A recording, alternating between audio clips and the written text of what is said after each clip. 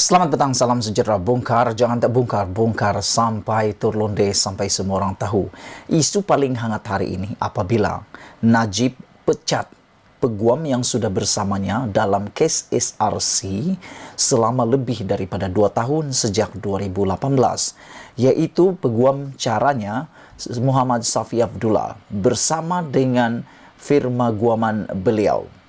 Najib memecatnya dan telah melantik peguam baru yang mewakilinya.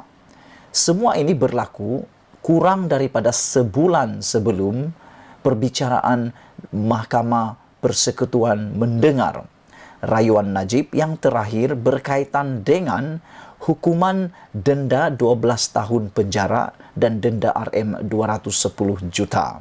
Selain daripada itu, ini juga rentetan daripada gagalnya permohonan melalui peguam Najib iaitu Muhammad Safi Abdullah mendapatkan peguam diraja UK iaitu Laidlaw.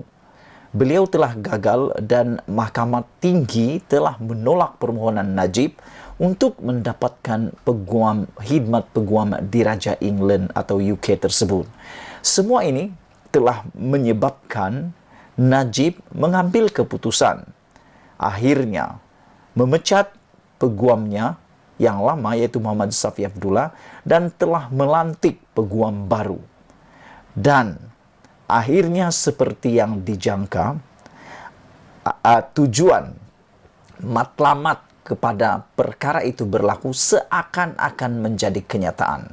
Hari ini akhirnya pasukan peguam baru dan juga firma yang mewakili Najib memfailkan satu permohonan yang amat mengejutkan Malaysia dan juga membuatkan semua pemerhati politik, penganalisis politik memang telah menjangka dan amat mengejutkan juga sebab apa yang kita jangka akhirnya jadi kenyataan. Apa yang menjadi kabar angin menjadi kabar benar. Ya, macam yang selalu saya katakan di Malaysia ini, kabar angin selalu jadi berita benar. Sebelum ini, pemecatan Safi Abdullah hanya kabar angin. Akhirnya jadi kabar benar. Jadi berita benar. Dan sebelum ini ada kabar angin tujuan Najib memecat peguam itu bukan karena dia tidak perform. Tetapi Najib ingin menggunakan peluang semaksimum yang boleh untuk memanjangkan tempo perbicaraannya untuk mendapatkan membeli waktu lagi. Akhirnya apa yang terjadi ini dia. Peguam baru Najib mohon tangguh pendengaran rayuan kes SRC.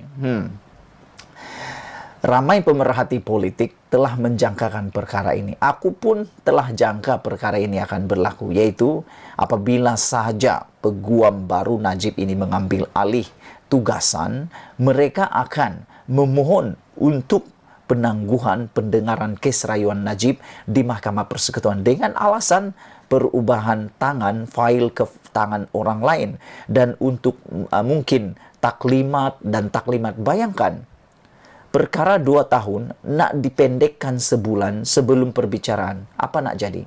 Tentulah mereka ingin memohon penangguhan sebab mereka ingin belajar, mengkaji, meneliti sejarah kes itu terlebih dahulu secara lebih teliti, terperinci, file demi file, muka surat demi muka surat yang aku fikir boleh sampai beribu-ribu muka surat. Bagaimana nak kaji dalam masa sebulan ini? Satu saja caranya. Mohon penangguhan pendengaran. Ini adalah teknik yang telah kita jangka akan diguna oleh peguam Najib.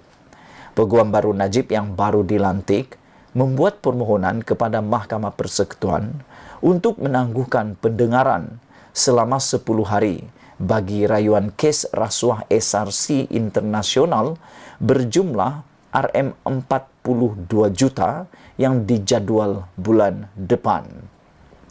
Menurut surat daripada firma guaman Zaid Ibrahim, Sufyan ATH Liu dan Partners kepada Mahkamah Persekutuan hari ini, pasukan peguam baru itu berkata, ini kerana mereka baru saja dilantik untuk mewakili bekas Perdana Menteri itu.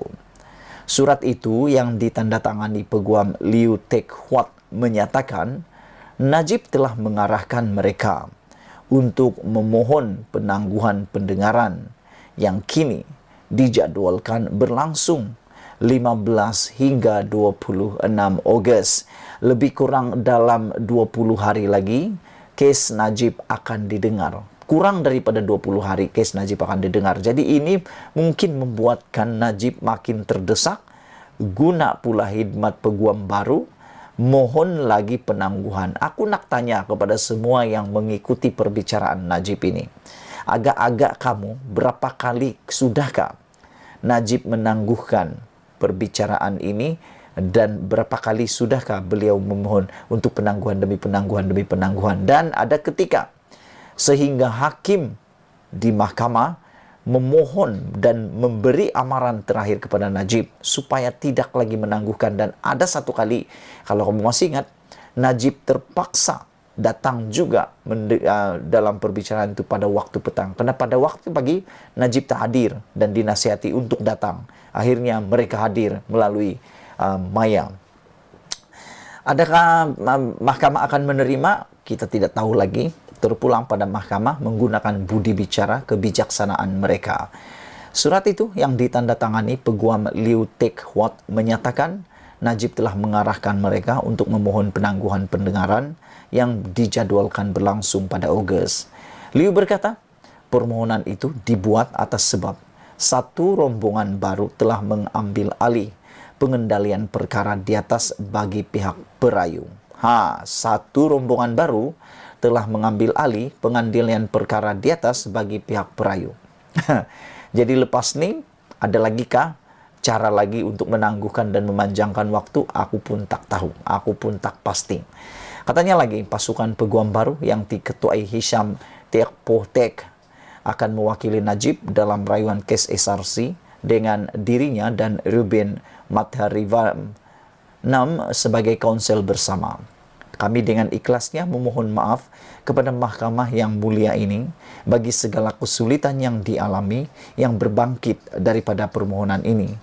Kami juga merakamkan setinggi-tinggi penghargaan kepada jasa baik pihak mahkamah yang mulia ini dalam mempertimbangkan perkara ini, katanya lagi.